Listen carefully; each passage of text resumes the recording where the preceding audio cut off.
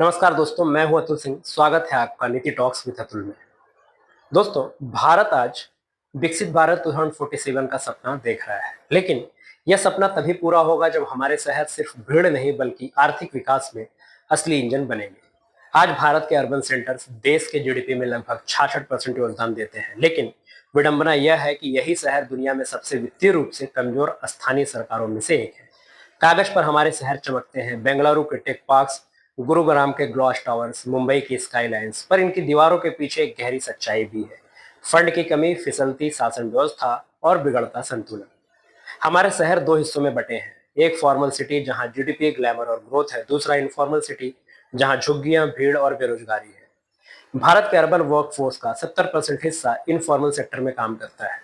इसका मतलब है टैक्स बेस छोटा, सोशल सिक्योरिटी कम और गवर्नेंस कमजोर।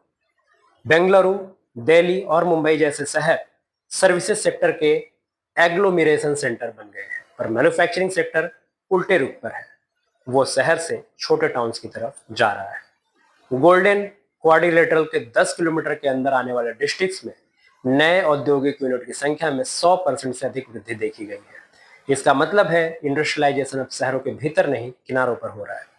वर्ल्ड बैंक की 2025 की रिपोर्ट कहती है कि भारत के म्युनिसिपल रेवेन्यू का योगदान कुल जीडीपी का सिर्फ 1% है। ब्राजील में यह 7.4%, ओईसीडी में औसतन 16% है। भारत का प्रॉपर्टी टैक्स कलेक्शन जीडीपी का सिर्फ 0.2%, जबकि ओईसीडी में 1.8%। कलेक्शन एफिशिएंसी सिर्फ 5% है, यानी जो टैक्स कानूनी रूप से वसूल हो सकता है उसमें से केवल पांचवा हिस्सा ही वास्तव में शहरों तक पहुंचता है। यह फाइनेंशियल डेफिसिट डिपेंडेंसी ट्रैप बन गया है। शहर केंद्र और राज्यों से मिलने वाले अस्थायी फंड पर निर्भर हो गए हैं। इससे स्थानीय जवाबदेही खत्म होती है और लंबी अवधि के प्रोजेक्ट्स ठहर जाते हैं। 1992 का 74वां संवैधानिक संशोधन कहता था कि शहरों को तीसरा स्तर तक का सरकार बनाया जाए, पर 32 साल बाद भी राज्य सरकारें असली वित्तीय और प्रशासनिक अधिकार देने में संकोच करती हैं।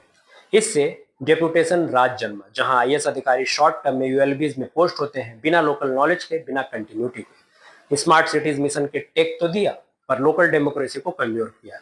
कई यूएलबीज स्पेशल पर्पज व्हीकल से हाथ में चले गए, जो पब्लिक अकाउंटेबिलिटी से काफी दूर है। मैन्युफैक्चरिंग सेक्टर का अर्बन शेयर भी घट गया। 2000 के बाद जब नए फैक्ट्री क्लस्टर्स छोटे टाउन्स में ज्यादा आ रहे हैं, इसे इंक्लूसिव रूरल इंडस्ट्रियलाइजेशन का संकेत भी माना जा सकता है। लेकिन यह ट्रेंड तभी पॉजिटिव होगा जब इन टाउन्स को सड़क, एनर्जी और वाटर जैसी बुनियादी सुविधाएं मिलेंगी। अगर ऐसा नहीं हुआ तो उनकी एनर्जी खपत पर वर्कर बढ़ेगी और कोल बेस्ड एनर्जी से कार्बन इमिशन भी। आज भारत के मेजर इंडस्ट्रियल क्लस्टर देश के 70% पीएम पॉल्यूशन के जिम्मेदार हैं। सीपीसीबी डेटा के अनुसार अर्बन रेजिलियंस डेफिसिट सिर्फ आर्थिक नहीं, पर्यावरणीय भी है। हीट वेव्स, फ्लडिंग और एयर पॉल्यूशन अब शहर की रोजमर्रा की समस्या है। भारत के 100 से अधिक शहर क्लाइमेट वल्नरेबिलिटी इंडेक्स में हाई रिस्क जोन में है। दिल्ली, अहमदाबाद और नागपुर में हीट स्ट्रेस के कारण वर्क प्रोडक्टिविटी में 12% तक की कमी आई है। यह इकोलॉजिकल इम्बैलेंस विकास की नई कीमत है। जीडीपी बढ़ता है पर जीवन स्तर घटता है। एक ही शहर के अंदर विकास का फासला डराने वाला है। उदाहरण के लिए दिल्ली में south zone per capita income 5.4 lakh, जबकि ईस्ट दिल्ली में सिर्फ 1.8 लाख। मुंबई में बांद्रा और मानखुर्द के बीच लाइफ एक्सपेक्टेंसी का अंतर 14 साल तक का है। यह ब्रूटल ग्रेडियंट केवल इकोनॉमी नहीं, सोशल वल्नरेबिलिटी का भी सूचक है। जब इनफॉर्मल वर्कर्स को हाउसिंग और सैनिटेशन से वंचित रखा जाता है, तो शहर अपनी प्रोडक्टिविटी खुद कम कर लेता है। अब जरूरत है एक एफएएफ फ्रेमवर्क की, फाइनेंस, फंक्शंस एंड फंक्शनरीज का संतुलन। फाइनेंस यानी यूएलबीज को ओन सोर्स रेवेन्यू जैसे प्रॉपर्टी टैक्स, यूजर चार्जेस बढ़ाने की स्वतंत्रता मिले। परफॉर्मेंस लिंक्ड ग्रांट्स दिए जाए, जो शहर फिजिकल रिफॉर्म लाए उन्हें ज्यादा फंड मिले। दूसरा, फंक्शंस, सभी अर्बन सर्विसेज जैसे water, waste, mobility, shelter local level पर प्लानिंग के अंतर्गत है। तीसरा, फंक्शनरीज, परमानेंट अर्बन कैडर तैयार किया जाए। आईएएस रोटेशन के बजाय ट्रेंड सिटी प्रोफेशनल्स पर जोर दिया जाए। एआई और डेटा के जरिए रियल टाइम गवर्नेंस लाया जाए। यूएलबीज को सिटीजन सेंट्रिक सिस्टम से जोड़ा जाए। स्मार्ट सिटीज 2.0, जहां स्मार्ट टेक्नोलॉजी नहीं, स्मार्ट गवर्नेंस मुख्य केंद्र में हो।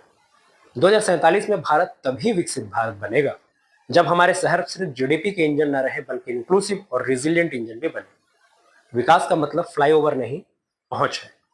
जीडीपी का मतलब ग्रोथ नहीं, ग्रिड है। और अर्बनाइजेशन का मतलब बिल्डिंग नहीं, बिलोंगिंग है। भारत को स्मार्ट सिटी से आगे बढ़कर सेंसिटिव सिटी बनना हो, जहां विकास और विनम्रता दोनों साथ चले। सच्चा विकास तब है जब हर शहर में सिर्फ इकोनॉमिक हब नहीं बल्कि मानवता का सेंटर बने, क्योंकि इंडिया को 2047 तक विकसित बनाना है, पर इंसानियत बिना विकसित कहाँ। Thank you.